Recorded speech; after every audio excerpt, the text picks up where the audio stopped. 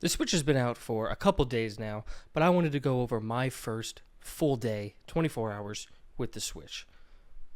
Why is this video coming out later than it should, if that's the concept? In short, fuck Walmart.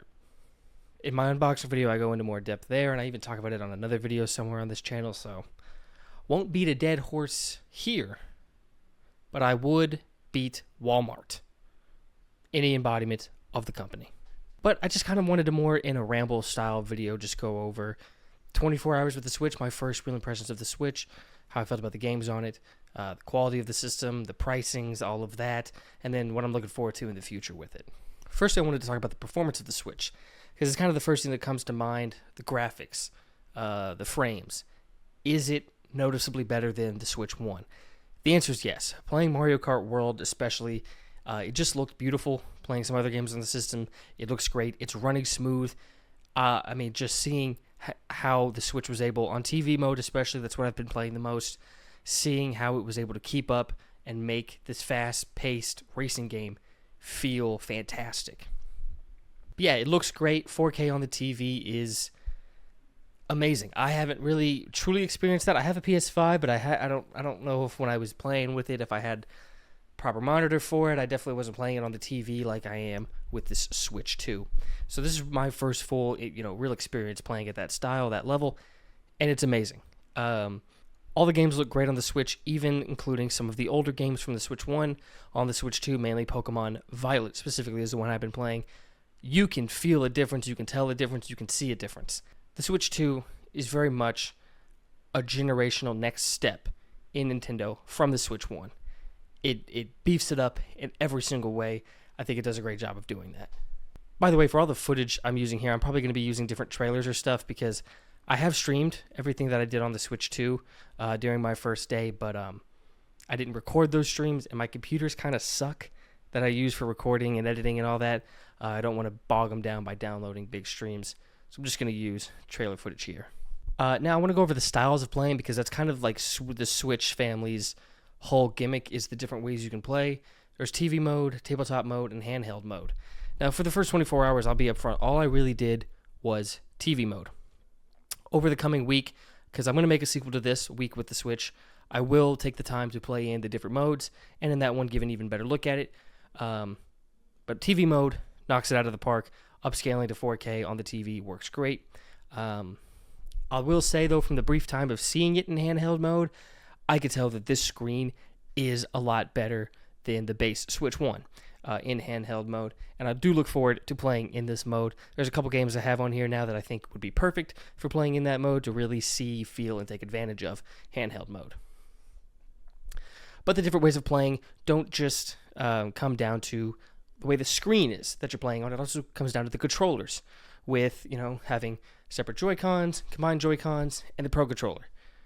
The Pro Controller has been the main way I've been playing. The Pro Controller feels incredible. It feels great. The buttons click nice. The analog sticks are smooth. It's comfortable to hold. I haven't mapped anything to the buttons on the back of the handles, but the placement feels great. I could see different shooters maybe could really take advantage of those buttons back there, but it feels fantastic to hold. It's definitely going to be my primary way of playing this system, even maybe in these other modes, the tabletop mode, I guess. I have used the Joy-Cons limited.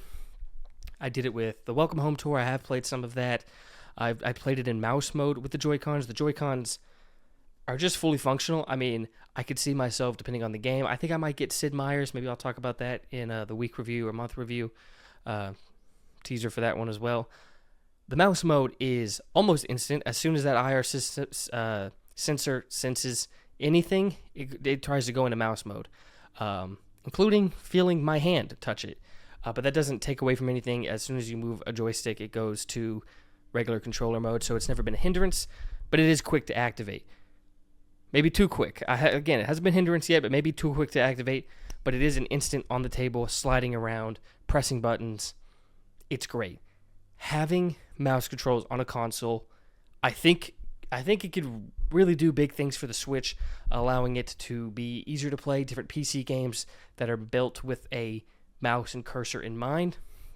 And I cannot wait to play Metroid Prime and maybe try out the mouse controls on a shooter in that one. But also these bigger Joy-Cons, they do feel great. They fit better. The sticks on the back, the buttons on the back, the ZL and ZR, are actually usable.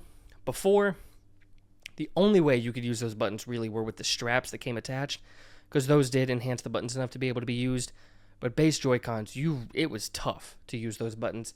Not a problem with the Switch 2. I love the look of the console. The Joy-Cons themselves, I really like the colors they picked.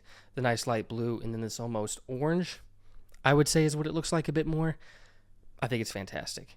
But yeah, the Joy-Cons feel great. I haven't played with them in the grip mode, but I have a Pro Controller. I just don't see the reason. Highly recommend the Pro Controller to anybody who can get their hands on one. I know they're tough. I will, again, be exploring more ways of playing and trying that mode for the week review. So subscribe to check that out for more collected thoughts. These are just first impressions. First impressions are the Pro Controller's the way to go. Joy-Cons are nice, but the Pro Controller is amazing. I would say the only game I really played with the Joy-Con instead of the Pro Controller was just Mario Kart. Just because I do have the wheels, nice fun accessory, not a necessity, if you want an opinion on those. I do have the camera, haven't used it yet. I'm not a big multiplayer online kind of guy. Doubt I'll really use it. The straps are good for handheld mode. I'm just kind of knocking off all the accessories I got. The carrying case, haven't had to use it yet. But like I said, that carrying case, it is a nice case. And once I do use it, I can't imagine not liking it. The way it's labeled, the way it feels, the way it fits everything is outstanding. I know this has been all over the place. Finally, let's get into the games that are on the system right now. What is there to even play? So obviously there's Mario Kart World. Big controversy of the price. I got the bundle, so I didn't pay the full $80. Is it a $50 game? Absolutely, it's a $50 game. A lot of fun. $80? No Diddy Kong? $80 no Diddy Kong. That's kind of hard to sell me on. It is a lot of fun. I could see it reaching $80 if you like racing games or you like, multiplayer games or online games. It might be worth it. It might be worth $80. The big thing for me is, will there be free content updates with Mario Kart World? If there is, I'll feel very comfortable about $80. If there's not, especially if they have paid DLCs, that's going to be a massive problem. Can I give you guys a little theory?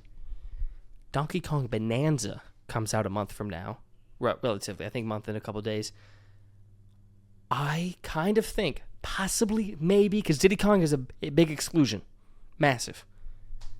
I secretly think we're going to get him in a month for a little tie-in promotion for Donkey Kong Bonanza. That's just a theory. It's not based on literally anything. It's just what I'm more hoping than anything else. But that is what I think there. But that game is a lot of fun. I've done a lot of the Grand Prix. I've done a little bit of the battle mode. I mean, it's Mario Kart, guys. It feels great. It is a lot of fun to play visually. It's definitely the best Mario Kart visually. Play-wise, we'll see. It has the unlockables. That I love having unlockable racers, carts. They give you unlockable outfits in this game from racing around as them and getting those little baggies of food, unlocking different outfits.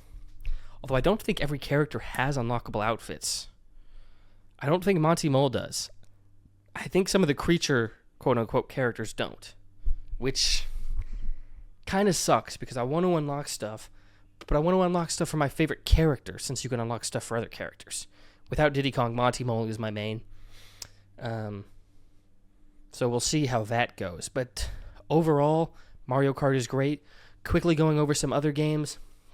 I played a little bit of Bravely Default, Flying Fairy HD Remastered, which came out on the system. It is not the style of game I usually play, but it seems charming. I like the art style. It's pretty cutesy. Interesting combat mechanics. Kind of remind me of Legends Arceus. But I'm really willing to give that game a shot. I've only been able to dabble in a little bit of these games. So these aren't full in-depth reviews. But Bravely Default definitely seems like a worthy game to give a shot on the system if you're looking for something. And then Street Fighter 6 Years 1 and 2, I did get for the system. Quickly made it. The character customization was a lot of fun. Kind of gone through the tutorial. If you like fighting games in that style, you'll probably enjoy it on the system. Not my cup of tea, but I don't have a negative thing to say really about it. Although some of the cutscenes with the character not speaking were like noticeably weird because he doesn't speak. Let's see. I played Pokemon Violet, like I alluded to recently. Yeah, it's a lot better on Switch too. I'll probably be streaming those once a week. So if you like Pokemon, subscribe, tune into those streams. Trying to think of anything else. That's it for those type of games. I do have Nintendo Online, so I did have access to the Game Boy emulator. There's only 3 games on there, but I think they picked 3 great ones. They got F-Zero, fun racing game, hard to control personally for me. We'll see. I'm going to be getting the GameCube controller in at some point this week, hopefully. Maybe it'll feel better on that, but it was really hard to control, but starting to get a hang of it. Maybe there's a bigger learning curve to it. Could be a lot of fun. Soul Calibur 2. Oh my gosh, that's a fighting game I can get into. Soul Calibur 2 was a lot of fun playing on the system here, including being able to play with Link. So if you're looking for a fighting game, check out Soul Calibur 2 on the Game Boy emulator that they have on the Switch 2. That was a lot of fun. And then Wind Waker. Wind Waker, all-time game. I will be doing that on the channel, streaming it once the GameCube controller gets in here. I want to do it with that, but I haven't actually dipped my toes into it on the Switch 2. So I can't say much, but it is just a one-for-one of the GameCube version. Sorry. If I've been saying Game Boy this whole time?